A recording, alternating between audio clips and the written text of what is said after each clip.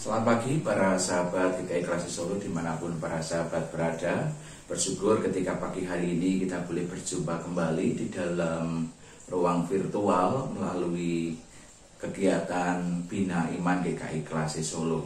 Para sahabat yang dikasihi Tuhan Yesus Kristus, beberapa waktu yang lalu muncul sebuah peristiwa, sebuah kejadian yang cukup fenomenal ketika ada seorang pejabat tinggi melakukan sebuah tindakan kriminal yang semestinya itu tidak layak untuk dilakukan,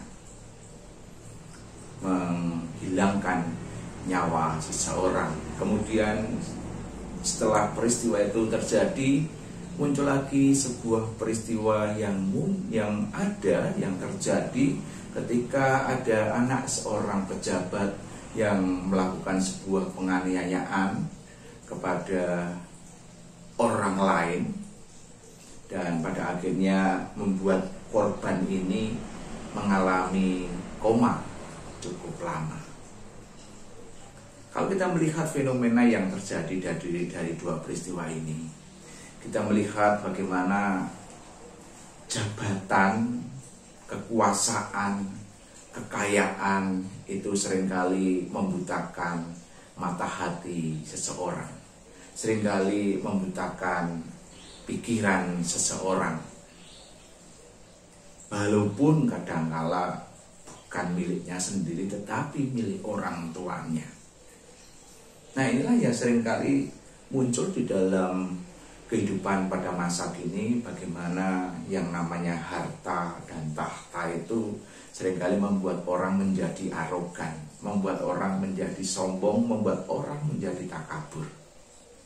Nah, bagaimana sesungguhnya umat Tuhan ketika berjumpa dengan hal-hal yang seperti ini. Bahkan juga ada orang-orang yang sebenarnya tidak mampu, tapi hanya demi untuk memenuhi prestisnya, hanya demi untuk memenuhi sanjungan dan pujian orang lain, kemudian dia dengan berbagai macam upaya, gali lubang, tutup lubang, pinjam sana, pinjam sini, yang penting aku bisa menunjukkan eksistensiku. Aku bisa menunjukkan, oh ini loh HP ku bagus, oh ini loh kendaraanku, tongkronganku seperti ini. Nah, itulah yang seringkali terjadi di dalam kehidupan ini. Nah, Bapak Ibu yang dikasihi Tuhan, para sahabat, ini sesuatu hal yang sesungguhnya menjadi hal yang tidak layak untuk dilakukan. Karena siapa sih kita kalau kita bicara soal diri kita, apalagi kita bicara di hadapan Tuhan. Nah, sungguh menarik ketika di dalam Injil Lukas ini di pasal 7 ayat 7 ada sebuah ayat yang mengatakan, sebab itu aku juga menganggap diriku tidak layak untuk datang kepadamu, tetapi katakan saja sepatah kata, maka hambaku itu akan sembuh. Nah, di dalam Lukas pasal 7 ayat 7 ini dikatakan seperti itu. Siapa yang berkata di sana? Yang berkata adalah seorang pejabat, seorang perwira di Kapernaum yang pada saat itu hambanya mengalami sakit, dan dia dengan orang-orang Yahudi cukup baik. Dia banyak membantu pembangunan rumah-rumah ibadah di kalangan orang Yahudi. Kemudian orang ini juga baik terhadap hambanya, sehingga ketika hambanya sakit, dia tahu sosok Yesus, maka dia mengutus tua-tua Yahudi untuk memohon pertolongan. Dan ketika Yesus mau datang, sudah dekat sampai rumahnya, dia pun mengutus sahabat-sahabatnya untuk mengatakan hal tersebut, mengatakan apa yang di dalam ayat 7 itu. Sebab itu aku juga menganggap diriku tidak layak. Nah, kalau kita runut dari ayat 6 sebelumnya, di sana perwira ini mengatakan melalui sahabat-sahabatnya, Tuhan, janganlah bersusah-susah, sebab aku tidak layak menerima Tuhan di dalam rumahku. Seorang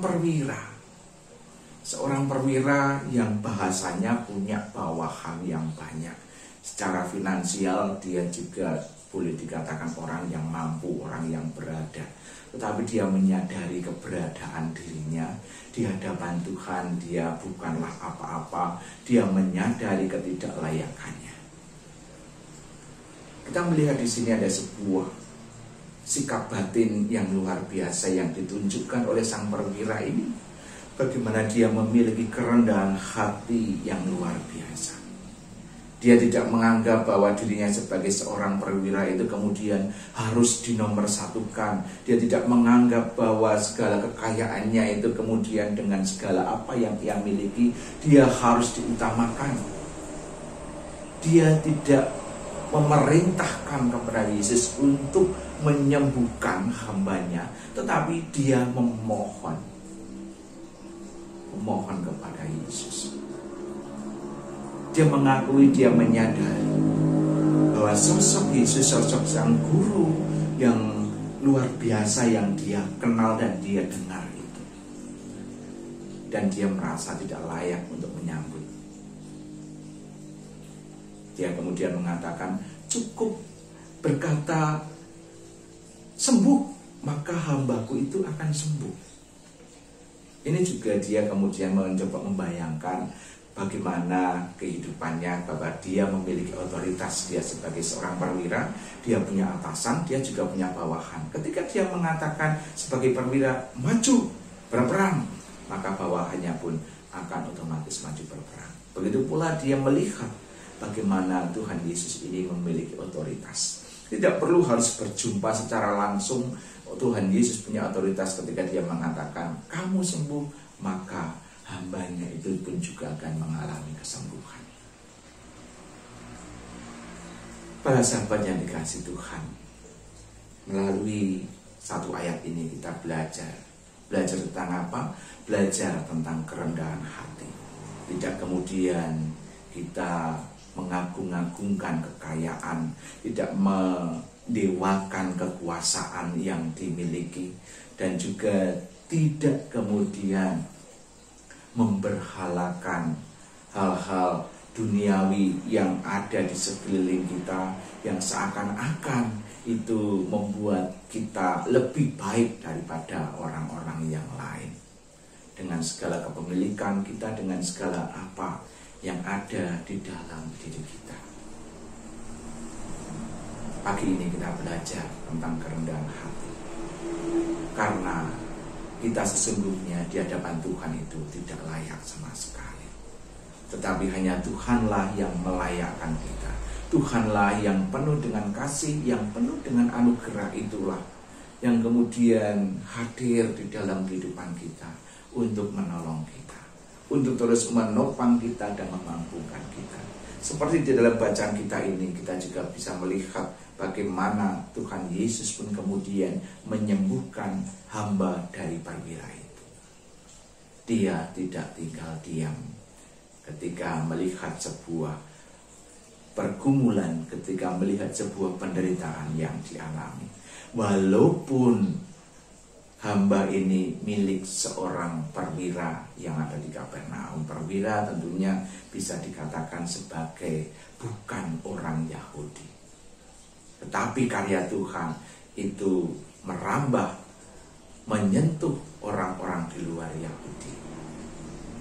Karya Tuhan bagi dunia, mengasihi seluruh isi dunia, bukan hanya untuk satu kaum tertentu, bukan hanya untuk satu ras atau satu suku tertentu, bukan untuk kelompok atau kalangan tertentu, tetapi bagi seluruh umat manusia yang ada di dunia dengan segala latar belakang mereka. Kita sebagai bagian dari umat Tuhan, kita sebagai bagian dari murid-murid Kristus, mari kita juga hendaknya menunjukkan gambaran Kristus ini di dalam kehidupan kita. Selain kerendahan hati, mari kita juga memiliki kesediaan untuk memiliki kepedulian, rasa empati terhadap orang-orang yang ada di sekitar kita. Terlebih bagi mereka yang berkekurangan, terlebih bagi mereka yang sedang ada di dalam penderitaan. Kiranya Tuhan Yesus Kristus Sang Kepala Gereja boleh senantiasa menolong kita semuanya di dalam kita menjalani hari-hari ini, di dalam kita mengikut Tuhan dengan sungguh-sungguh. Tuhan memberkati kita semuanya. Selamat pagi, salam sehat dan salam semangat. Amin.